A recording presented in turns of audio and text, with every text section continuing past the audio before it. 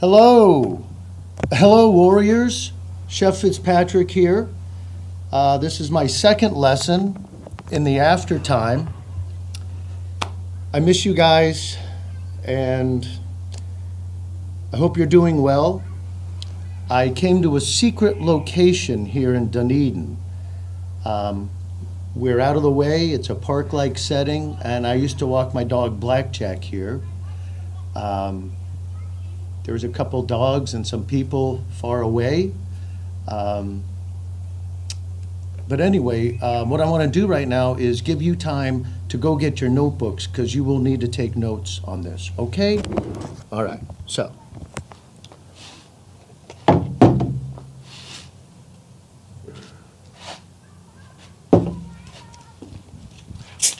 Ooh. Of course, this is what I drink every day at school, so I want to have it consistent.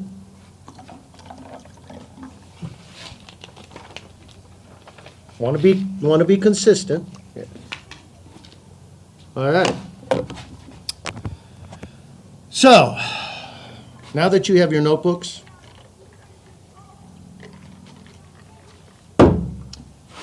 here we go. Last week's lesson was on gremolata, because I used to live in Milan when I was a little kid, but now I live and have lived for many years in this area. So what's a dish that really resonates about this area, and that's the Gulf of Mexico, the bounty of the sea, and what we have, or what I have for you, is grilled shrimp with a compound butter. I made that earlier. Here's the compound butter. Talk about that later.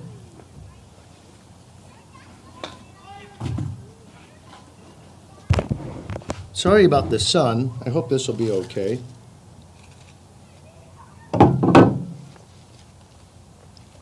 Here are these shrimp. These are 1620. They're wild caught. They're not farmed.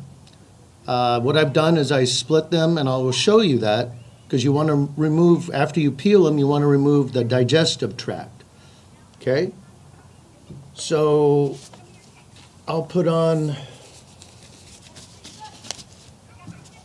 some gloves here.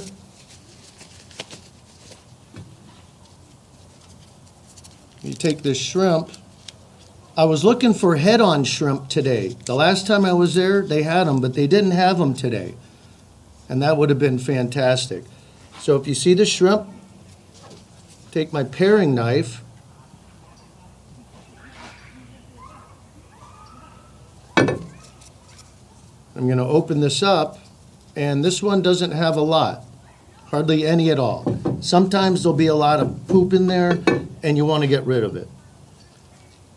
So with this, I'm just going to put these on. I have 2 wooden skewers. I've soaked these skewers for about 20 minutes. They're wooden, bamboo, in water. So when I put them on the grill, they won't burn up too much.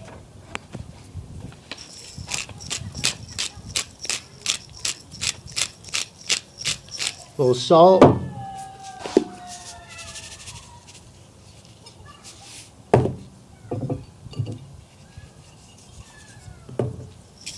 Salt and pepper, both sides. Nice.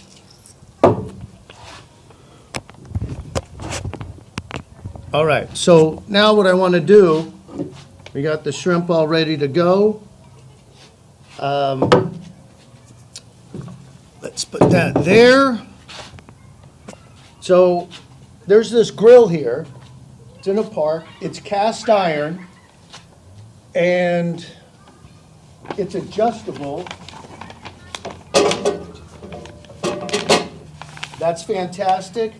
I did oil this down earlier. I have hot coals here. They're white. You need the coals to be white. I use Kingsford. But before I get into Kingsford,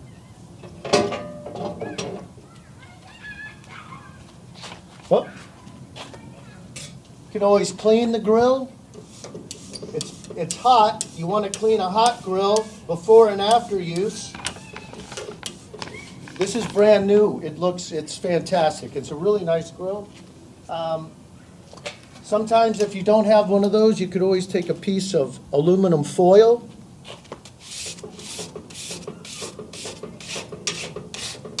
All right.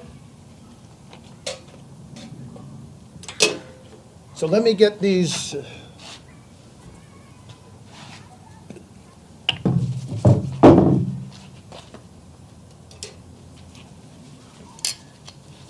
Put a little oil on here.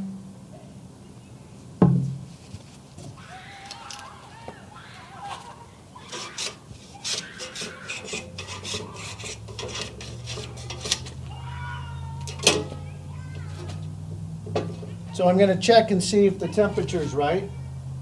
Could be hotter. Could be a little hotter, but you know what? It's going on right now. I heard a sizzle. You want to hear a sizzle when you do that. All right, so now we have some time to kill, and I thought that I would talk about charcoal in Kingsford, and I only use Kingsford. It's a briquette. Sometimes I'll soak some wood, like pecan or cherry or oak, use some sticks that I find here. Kingsford, the history of it was that it was from Henry Ford. And when he made the Model T in 1919, he hooked up with this guy named Kingsford. And they went into business together. And Henry Ford, when he was making the Model T, the body frames were made of wood. So there was a great deal of wood shavings, and he didn't want to waste any of that wood, that product. So they came up with this new briquette, which was called Ford briquette, charcoal. But after some years, they changed it back in honor of Kingsford. And that's the history of Kingsford, is directly tied to the automobile industry, which I think is pretty cool. But anyway, so we talked about the grill was cast iron. Oh, you know what? Excuse me.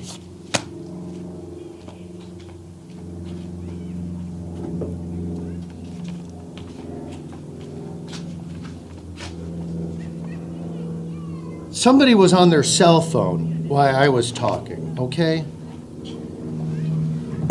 Anyway, so let's look and see at the shrimp. The main thing you want to do, or not do, is overcook the shrimp, okay? So I don't think that's going to be a problem here because I've yacked too long, but not too bad.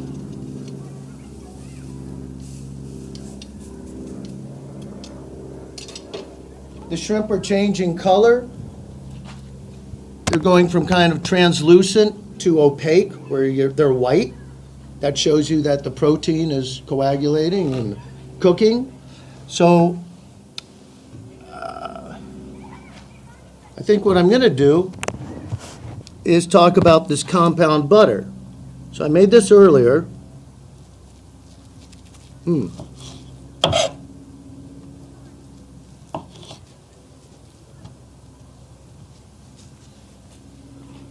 So, here you've got, if you can see that, I've got jalapeno, green onion, butter, of course, Italian parsley, salt, pepper, lemon juice, lime zest, lemon zest, and I think that's about it. So when they're done, I'm going to put this on it, and compound butter is a sauce. Technically, it is a sauce. So when you do, maybe I'll do a lesson on that, but it's fairly simple. It's just softened butter with whatever you want to put with it. I could have put some white wine, really anything you want. So the idea is when the protein, if it's shrimp or a steak, you take it off the grill, it's warm, you put this on there, and it slowly melts all over it, and it gives it, jeez. There's a family having fun here. I mean, the audacity, really? Stop. Anyway, let's check the shrimp, see how they're doing.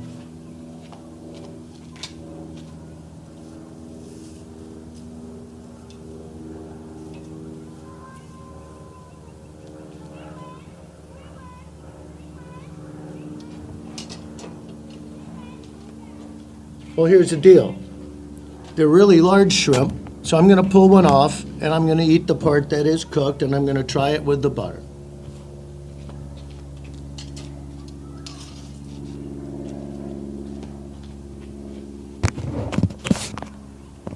All right. They're close. They're real close.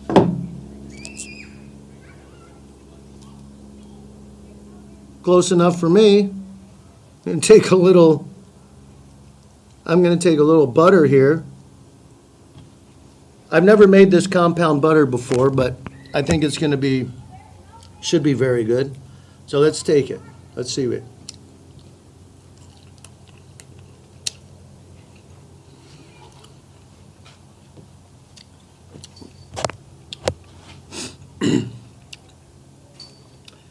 Tasty.